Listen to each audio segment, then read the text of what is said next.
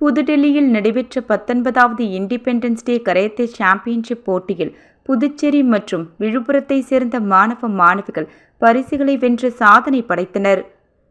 புதுடெல்லியில் நடைபெற்ற 19வது independence day karate championship போட்டிக்கு செய்கோகாய் தலைவர் கியோஷி சி. பழனிவேல், உலக நடுவர் தலைமையில் புதுவை மற்றும் விழுப்புரத்தை சேர்ந்த மாணவிகள் கலந்து கொண்டு 1ஆம் பரிசு, 2ஆம் பரிசு, 3ஆம் பரிசு பெற்றனர்.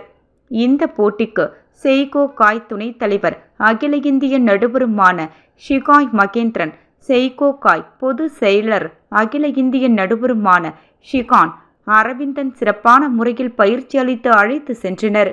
பதக்கங்களை வென்ற மாணவர்களை செய்கோகாய் கராத்தே அமைப்பின் சேர்மன் விநாயகமூர்த்தி வரவேற்றார். இதில் விழுப்புரம், கோலியனூர், வளவனூர் மற்றும் கண்டமங்கலம் சேர்ந்த செய்கோகாய் மாணவர்கள் கலந்து கொண்டு 4 தங்கம், 3 வெள்ளி, 2 வெண்கலம் வென்று மாணவர்கள் சாதனை படைத்துள்ளனர். தங்கம் பதக்கம் வென்ற மாணவர்கள் தருண் லோகேஸ்வரன், விக்னேஸ்வரன், தீபன்ராஜ். வெள்ளி வென்ற மாணவிகள் கௌதம், ஷாலிகா, கவி நிலா. வெண்கலத்தை வென்ற மாணவிகள் சுஜித் ராம், சபிதா ஆகியோர் பதக்கங்களை வென்றனர்.